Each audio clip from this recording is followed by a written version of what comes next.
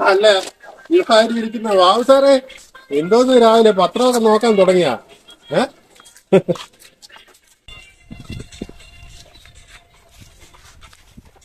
എനിക്കും എടുത്താ ചായ.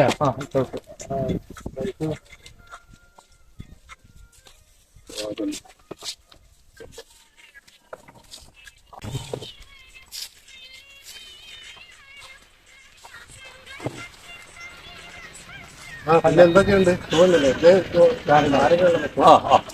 അതാണ്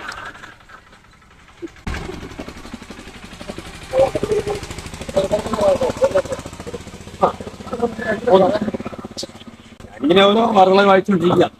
നിങ്ങളൊരു കാര്യം അറിഞ്ഞു? പത്രവും കുത്രമൊന്നും വായിക്കാറില്ലല്ലോ.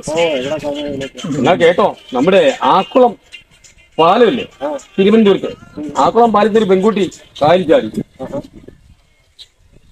എന്നിട്ട് കണ്ടോണ്ട് വന്നൊരു ചെറുക്കൻ കൂടെ ചാടി ആകസ്യപരമായ ആ കൊച്ചിനെ രക്ഷപ്പെടുത്തി. ഇപ്പൊ അവള് മെഡിക്കൽ കോളേജില, പക്ഷെ ബോധം വീണിട്ടില്ല. എനിക്ക് വിവരം അറിയും ബോധം വീഴുമ്പോഴത്തേക്ക്. അതിന്റെ ഈ എറണാകുളം പോയി പിടിക്കേണ്ട വല്ല കാര്യം ഉണ്ടായിരുന്ന? അവള് കൊണ്ടുപോയി കേസ് കൊടുക്കുന്നത് എന്നെ കയറി മുക്കിയെന്ന്. അങ്ങനെ ഉണ്ടാവും. ഇപ്പൊ ഇവിടെ നടക്കുന്ന സംഭവങ്ങളൊക്കെ അറിഞ്ഞ ആരെയും എവിടെയെങ്കിലും വീണ് കിടന്നാൽ പോലും രക്ഷപ്പെടുത്തരുത് പെണ്ണുങ്ങളെ. എന്ത് കാരണം എന്നറിയാം? എവളുമാര് നാളെ വീഡിയോ എടുത്തിട്ട് പത്രത്തിലും മാധ്യമങ്ങളിലും ഒക്കെ കൊടുക്കും. ആ നാട്ടി കൊണ്ടുവന്ന് കോടതി കേസും കൊടുക്കും. അവസാനം ഊപ്പാട് വരും. ഇപ്പൊ അവന്റെ കാര്യത്തിൽ ഒരു തീരുമാനം ആയെന്നാ തോന്നുന്നു.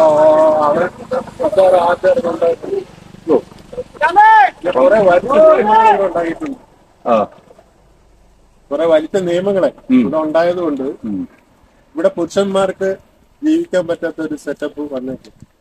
ഇതിനൊക്കെ ഒരു മാറ്റം സംഭവിച്ചേ പറ്റും. പറയുന്നത് മനസ്സിലാവുന്നുണ്ട്.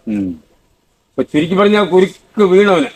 കുരുക്ക് വീണ് ഈ രക്ഷിക്കാൻ പോയതിന് അവിടെ ഇപ്പൊ നാളെ ഇറങ്ങും. ആശുപത്രിയിൽ നിന്ന് ഇറങ്ങിയിട്ടേ കൊണ്ടൊന്ന് കേസ് കൂടി. ചുരുക്കി പറഞ്ഞവൻ അകത്താവും. മതിലിടിഞ്ഞാലും വെളിയിൽ വരികയല്ല.